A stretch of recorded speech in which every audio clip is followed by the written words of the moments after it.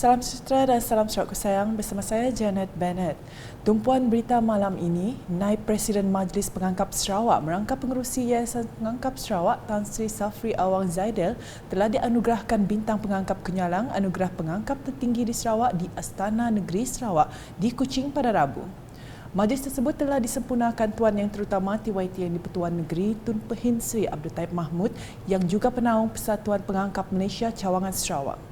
Tan Sri Safri telah berkhidmat sebagai Ketua Pesuruhjaya Pengangkap Sarawak ke-6 dari tahun 1982 hingga 1992 dan pertama kali memegang jawatan kepimpinan pengangkap pada tahun 50-an apabila dilantik sebagai Ketua Pengangkap Pasukan Pengangkap Laut Madrasah Melayu.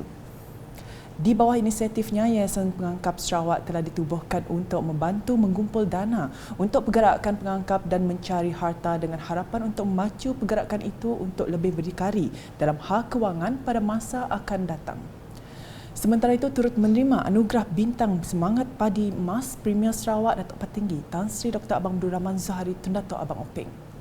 Dalam majlis sama, seramai 7 penerima bintang pengangkap kenyalang, 17 orang ahli pengangkap menerima pingat Ketua Pengangkap Sarawak, 29 orang menerima pingat yang di-Pertua Majlis Pengangkap Sarawak dan seramai 21 orang menerima sijil pengangkap raja.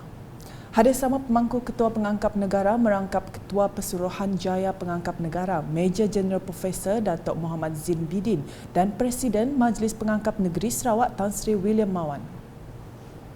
Berita seterusnya, seramai 73 pegawai Kementerian Pembangunan Wanita, Kanak-kanak dan Kesejahteraan Komuniti Sarawak KPWK dan agensi di bawahnya menerima anugerah perkhidmatan cemerlang APC 2021 di Kuching pada Selasa.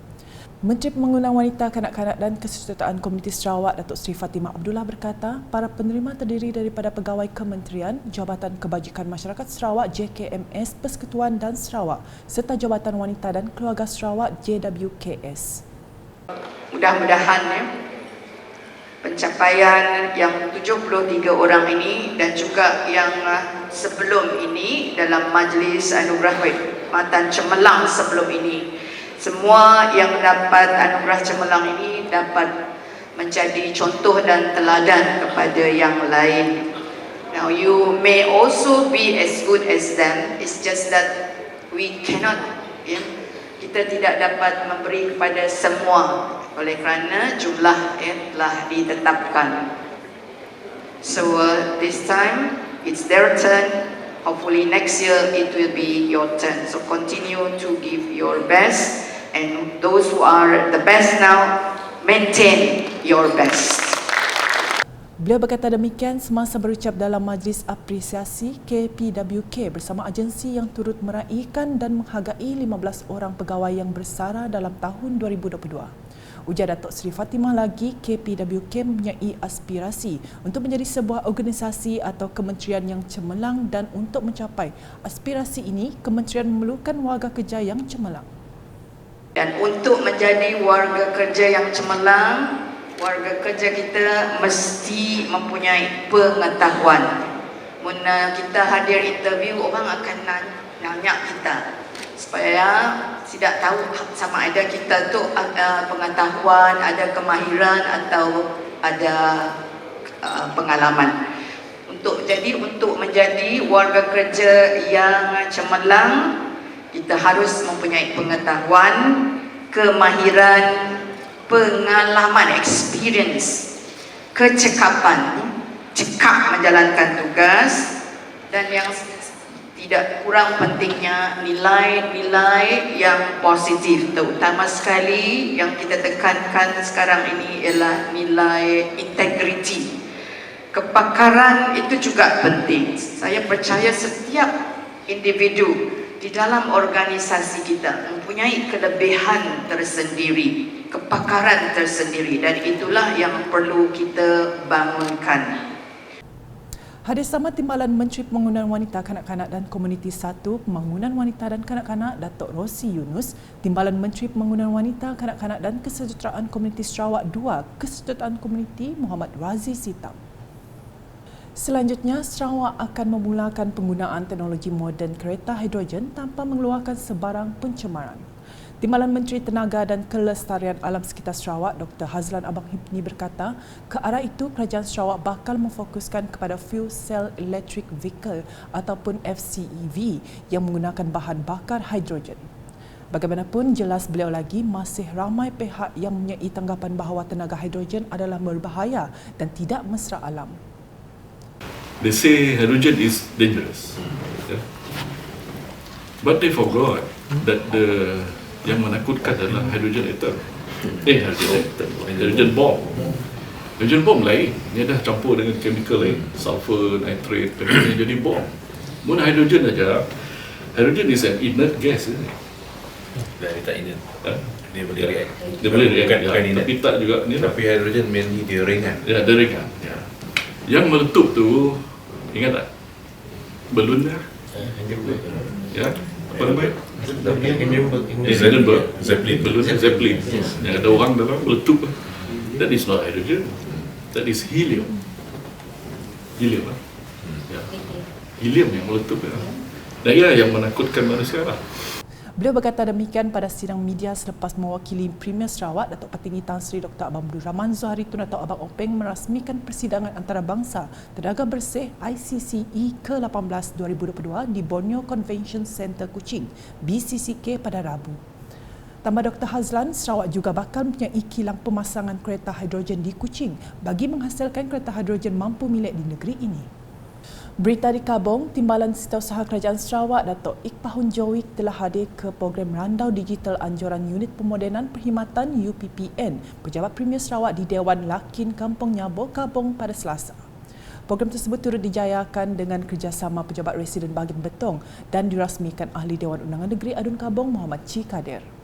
Program Randau Digital itu telah menyediakan lebih kurang 18 buah gerai pameran daripada pelbagai agensi kerajaan serta swasta bagi memberi peluang kepada penduduk setempat mendapatkan maklumat terkini mengenai perkhidmatan menggunakan talian atau digital selaras dengan pembangunan Sarawak. Dalam program itu juga, beberapa jabatan kerajaan telah memberi maklumat berkaitan aplikasi yang boleh dibuat orang ramai bagi memudahkan mereka untuk mendapatkan perkhidmatan melalui talian serta maklumat berkaitan jabatan. Selain itu, orang ramai juga boleh mendapatkan maklumat seperti latihan, pendidikan serta permohonan pekerjaan secara atas talian. Menurut Datuk Iqbahun, capaian internet di luar bandar perlu dipertingkatkan lagi bagi memberi kemudahan perkhidmatan secara digital. Selain itu, Muhammad Chi Kadir juga mengakui peranan teknologi digital ini amat penting bagi semua penduduk dalam berbagai bidang. Di muka, perpaduan masyarakat berbilang kaum sangat penting bagi mencapai pembangunan Sarawak secara seimbang dan holistik. Menurut Adun Balinyan Abdul Yaakob Arbi, pembangunan ekonomi dan fizikal dapat dilaksanakan dalam suasana sosial yang sejahtera, aman dan harmonis sekiranya masyarakat terus kekal bersatu padu.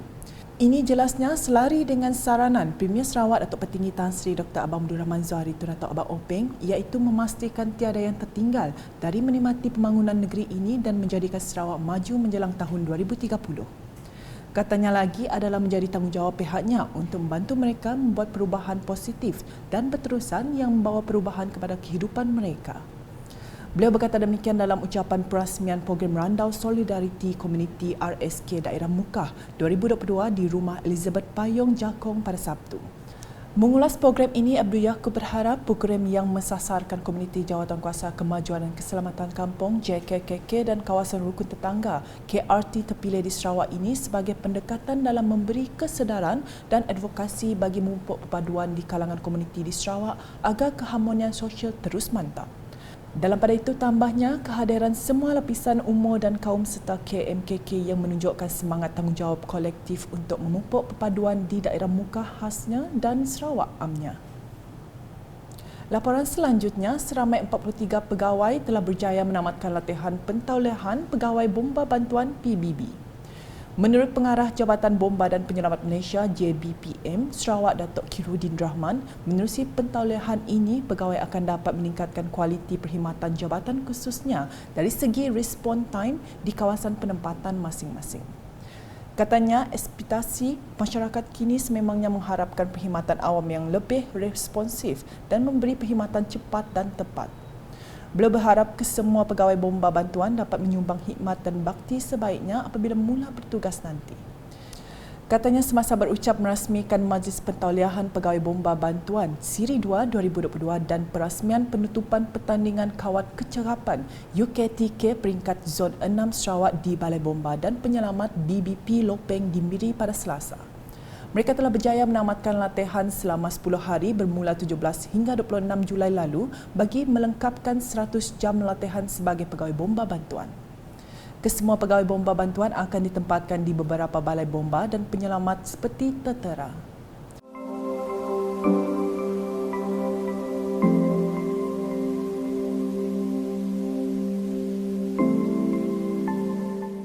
Dalam perkembangan sama, Datuk Khairuddin turut mengucapkan tahniah kepada semua pegawai bomba yang terlibat dalam ujian kecergasan taktikal kebombaan UKTK peringkat Zon 6 Sarawak kali ini. Pertandingan UKTK tahun 2022 telah diadakan selama 2 hari dari 23 hingga 25 Julai lepas di BBPT Lopeng yang disertai 4 buah balai bomba iaitu BBP Lopeng, Miri, Marudi dan Batu Niah. Mengakhiri edisi malam dengan laporan malam pertama Majlis Tilawah Al-Quran peringkat bahagian Kuching 1443 Hijrah 2022 Masihi yang menyaksikan penyertaan 9 peserta. Program tilawah Al-Quran itu telah disertai 5 individu lelaki dalam kategori Qari, manakala 4 orang lagi terdiri daripada peserta perempuan bagi kategori Karya. Pegawai daerah Kuching Sofi Jebat serta pegawai daerah Bau Zaki Azmin Ismail telah hadir dalam program anjuran pejabat residen bahagian Kuching itu di Majlis Darul Hijrah Bandar Baru Semeriang di Kuching pada Isnin. Kira-kira 150 orang hadir secara langsung di mana ia diadakan selama 2 hari iaitu dari 25 hingga 26 Julai 2022. Pemenang bagi setiap kategori akan mewakili bahagian Kuching dalam Majlis Tilawah peringkat negeri Sarawak akan datang. Sekian edisi malam bersama saya, Janet Bennett. Berita lebih lanjut boleh didapati di semua platform media sosial UKAS termasuk portal ukas.sarawak.gov.my dan UKAS channel di YouTube. #menyebarfakta. Salam UKAS.